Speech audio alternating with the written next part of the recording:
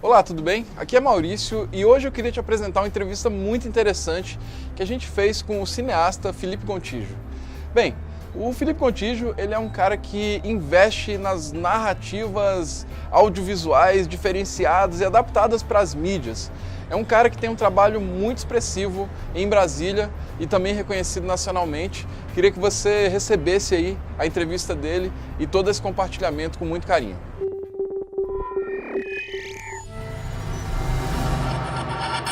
Meu nome é Felipe Gontijo, eu sou diretor e roteirista, trabalho aqui em Brasília. Já fiz alguns trabalhos tanto com cinema quanto com publicidade e novas mídias. Quando eu cresci nos anos 90, assim, não existia isso de cinema nacional muito, assim, né? O que tinha era muito pouco e só filme mais de arte, né? O primeiro filme que eu vi brasileiro foi aquele Central do Brasil, foi quando eu falei, eita ferro, olha, existe filme brasileiro, passa no cinema mesmo, que vá pro cinema, né? Então não era um caminho trilhável, assim, né? Era um caminho que você pudesse pensar em fazer, assim, pelo menos pra mim na época. Então eu pensava em fazer publicidade, que eu achava que eu era criativo, que era onde eu poderia soltar um pouco dessa criatividade. E aí durante a faculdade eu fiz uma aula na UNB, que era a Oficina Básica de Audiovisual. E aí, fazendo lá aquele filminho com câmera VHS na época, eu comecei a ficar com um pouco mais de vontade do que o normal, assim, né? Uma vontade de verdade, de largar a mão da publicidade para fazer isso. E a publicidade também, eu já estava descobrindo que era publicidade de verdade, né? Que por mais que eu gostasse desde o segundo grau, assim, depois que você começa a ver como é que é o dia a dia de uma agência de publicidade e o tipo de trabalho que é feito mesmo cotidianamente, né? Aí você descobre que não é, eu descobri pelo menos que não era o caminho que eu queria. Para mim outra coisa que foi super importante, já estava decidido que eu queria audiovisual, que não ia ser publicitário. Também eu já tinha tido um trabalho em publicidade quando eu vi que não era tão criativo quanto eu pensava, assim, o campo da publicidade mesmo. E aí eu trabalhei na UNB-TV, que o Armando Bulcão, que foi um professor também, que foi um mestre meu lá na UNB, assim, que eu sabia que estava na Europa e que era o professor que ia voltar para o Brasil e para dar aula de produção audiovisual. E eu esperei ele voltar porque eu sabia que era uma das matérias mais importantes. E aí quando ele voltou eu fiquei muito empolgado, mexi pela primeira vez no programa de edição. Na época era muito difícil você ter um programa de edição no computador. Eu sei que eu mal dormi no primeiro dia que eu mexi no Premiere ali, só de ficar, botar o cara para andar de bicicleta para trás, essas coisas. E teve uma noite que eu não dormi, que foi quando eu já entrei na UNB-TV. E aí, quando o primeiro dia que a gente foi gravar e que tinha edição de corte, assim, mesa de corte e tal, eu de verdade não dormi à noite de tanta excitação, empolgação. Então, só de você, sei lá, eu acredito que eu sou muito feliz e empolgado com essa profissão. Quem vê pensa até que que eu tô pensando assim, o que pode ser novo e o que tá na moda e o que tá... Qual é a última tecnologia, mas nunca aconteceu comigo assim, por enquanto. Até hoje a coisa aconteceu meio naturalmente, assim. Eu não sou um cara moderninho. Por exemplo, quando eu fiz esse filme da Volta do Candango, que tinha cenas documentais misturadas com ficcionais, a gente queria fazer, sim, uma coisa meio assim, intervir e ver com a reação das pessoas com aquele personagem, mas parte daquela criação foi porque não dava pra você. A gente não tinha nem verba, nem tempo pra ficar com o Edu maquiado muito tempo. Então a gente definiu, né, o Eric Abenhatar, que é um amigão meu que faleceu e que dirigiu comigo. A gente definiu os quadros-chave e a gente sabia, a gente precisa de gravar essas 6 microcenas. E pra ter um curta que dure mais de 1 minuto, a gente precisa de ter mais alguma coisa. Aí eu pensei nisso, vamos filmar a galera na rodoviária. Então talvez seja mais pegadinha do que a intervenção urbana, assim, sabe? Então não é uma coisa assim muito artística, assim, pensando. Não, pelo menos não é a pretensão da gente, né? Eu tava estudando muito quadrinhos, né? E vendo sobre a estética do quadrinho e tal, e descobrindo uma nova visão sobre quadrinhos que eu não tinha quando eu era criança e pré-adolescente, quando eu lia gibi, que é a parte da diagramação da revistinha. E também estudando para ver por que é raro uma adaptação de gibi que fique legal no cinema, assim, ou então que passe o mesmo sentimento que você tem quando está lendo gibi. E aí eu fui vendo que, a diagramação da página é muito importante para você sacar uma revistinha, né? E num videoclipe você pode experimentar mais. Então eu falei, cara, vamos então fazer um clipe que seja diagramado como um quadrinho. Então ele vai ser vertical, né? E na época eu lia gibi com iPad, assim. Eu tava lendo a saga completa do Monstro do Pântano, assim. Eu tava lá, pá. E um belo dia eu acordei, desci com o cachorro e tive essa ideia, assim. E aí a coisa de fazer ele com a tela inclinada partiu daí, dessa vontade de adaptar para linguagem do quadrinho, linguagem antigona do quadrinho, não tipo adaptar para a moderninha do iPad. Esse aparato moderno permitindo fazer aquela coisa antiga. E o 360, agora, os filmes de realidade virtual, foi uma necessidade, assim, foi um achado, porque quem cresceu nos anos 80, 90 igual eu, assim, você via nos filmes tipo Tron, esses filmes você via os caras com óculos de realidade virtual, e eu, pelo menos, ficava meio vidrado naquilo ali. Quando eu fiquei sabendo que existia o Google Cardboard, que é o óculos de realidade virtual do Google, custa custa R$30, sei lá, que você mete seu celular lá dentro e já usa e sai com óculos de realidade virtual, eu fiquei muito chocado e empolgadíssimo e querendo fazer para ver como era, para botar uma primeira vez na vida um óculos de realidade virtual na cara, né? Então foi uma coisa meio para mim mesmo, à vontade, mas na época eu estava trabalhando numa produtora e a gente precisava fazer uns documentários para um cliente, era meio de turismo, né? E vamos fazer documentários turísticos com realidade virtual, para o cara se sentir no lugar lá e tal. O filme-jogo é importante para algumas coisas assim, meio que envolvem alguma tecnologia, você lembrar da época, assim. Que na época não existia YouTube, quando eu escrevi o roteiro não existia YouTube, e quando a gente lançou o filme, o YouTube não tinha como você clicar no YouTube ainda. Então, o YouTube era a última preocupação nossa, e era a mesma coisa feita para DVD. Eu sempre tive essa preocupação de como é que eu ia me sustentar trabalhando com isso, assim, porque é realmente uma área que é muito fácil de você passar fome, se frustrar e arrumar um emprego, fazer um concurso, alguma coisa assim, né? Então eu sempre tive essa preocupação de como é que eu vou conseguir me sustentar trabalhando com isso que eu gosto. E na época eu não gostava de editais, eu não queria mexer com edital, eu achava que a gente tinha que fazer o nosso filme, vender o nosso filme e as pessoas comprarem. E aí eu pensava, cara, os americanos fazem filmes pensando no cinema. DVD para eles é o último mercado, então eu vou fazer um filme pensando naquele lugar onde o tubarão não está indo. Eu vou lá, meu peixinho pequeno, vou ali naquele cantinho. Então eu queria atacar o mercado de DVDs. E acaba que o filme nunca virou em DVD, acabou nunca saindo em DVD, porque quando ele foi lançado, foi muito fera a sessão no cinema, as pessoas interagindo, que a gente não tinha... Quando a gente fez o filme mesmo, a internet era tão caída na época, que a gente não sabia que existia qualquer outro filme desse. Então, por mais que eu suspeitasse que não fosse o primeiro filme interativo do mundo, eu não sabia de nenhum outro. Então a equipe inteira tinha essa empolgação de, cara, a gente está fazendo uma coisa única e diferente, né? Depois eu descobri que o primeiro filme interativo foi feito nos anos 60, mas foi muito empolgante fazer. E a coisa da produção e da você escrever o roteiro de um filme interativo não é tão complexo quanto parece. Na hora que você vê o gráfico do menu já montado e a árvore da autoração, tu fala, caraca, olha só, o cara pensou em 1000 ramificações. Mas na verdade é uma coisa que você vai trilhando um caminho e você vai fazendo os ramos, fecha um ramo daqui, então não é uma lógica tão complexa assim quanto parece, sabe? Depois de passar mais ou menos um ano tentando captar recursos, fazer um bom projeto de venda, fazer um teaser, fazer o Diabo a 4, mostrar os controles e tal, e levar em empresas e não conseguir arrumar dinheiro, foi quando eu percebi que realmente é uma coisa importante para o país, os fundos de apoio e as leis de incentivo. Se você se colocar no lugar do empresário que colocar o dinheiro num filme aqui, que daqui a um ano ou um ano e meio ele pode vir a ser lançado, ou então vai precisar de mais dinheiro para finalização, né?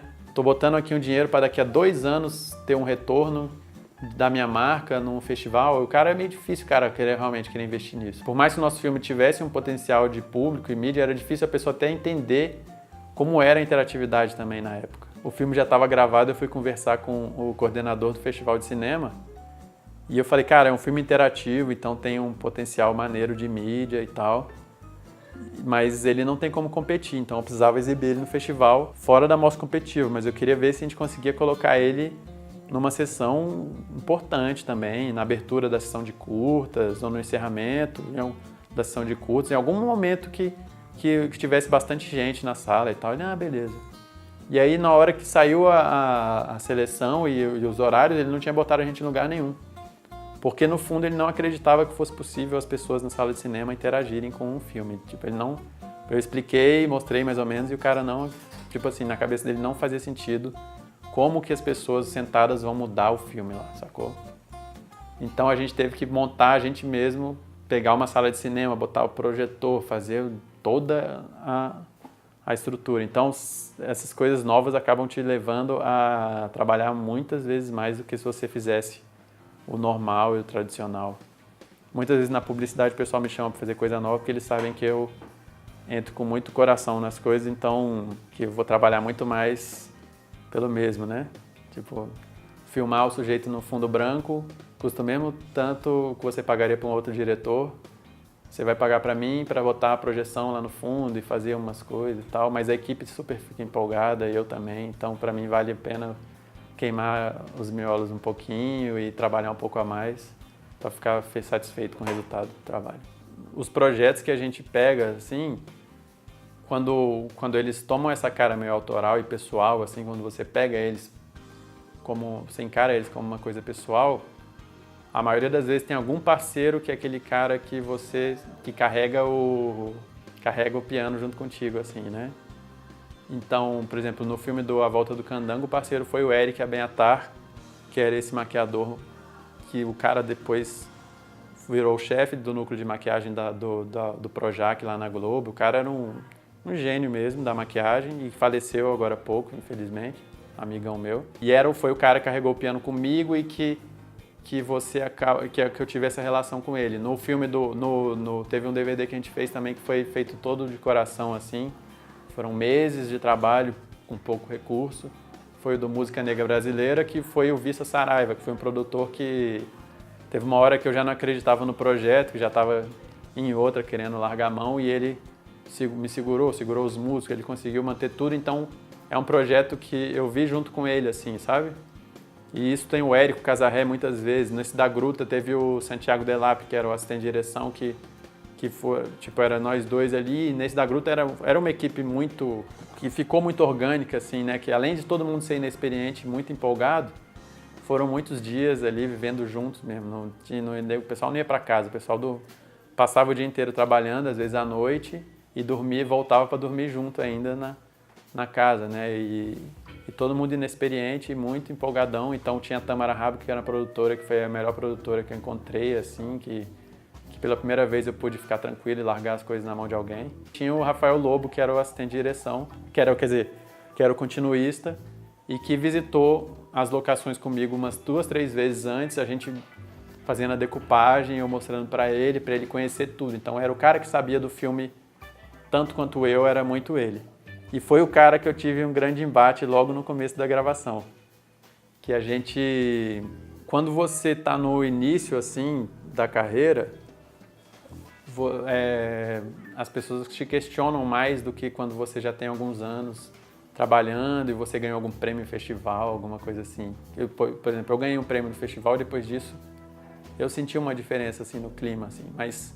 Eu acho que é muito mais com o passar do tempo, assim, que as pessoas começam a sua relação no set também, você aprende e fica cada vez melhor, assim. Pelo menos minha experiência, eu sempre gosto muito de trabalhar em set. E nessa filmagem da Gruta, como era uma coisa que a gente tinha que filmar, não lembro quantos planos eram, mas eram muitas coisas. Era tipo um longa-metragem que a gente tinha que gravar em 10 dias.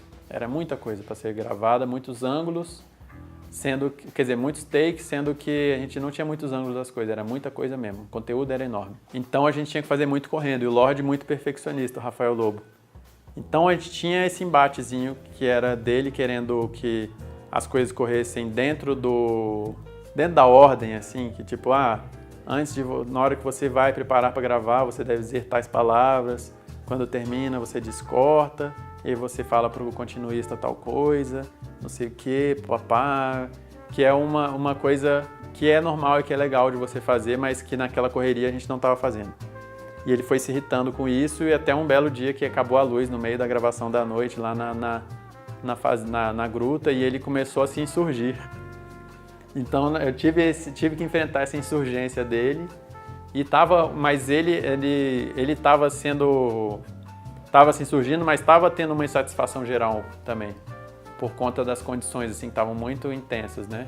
E por eu não estar me comunicando muito bem com a equipe inteira. Então, para mim foi um aprendizado para me comunicar mais, né, com a equipe, tipo, ter esse tempo porque você está fazendo um filme onde tudo é embaralhado, né, e o roteiro é embaralhado e a filmagem é embaralhada, as pessoas começam a ficar meio estranhando o que está acontecendo e tal.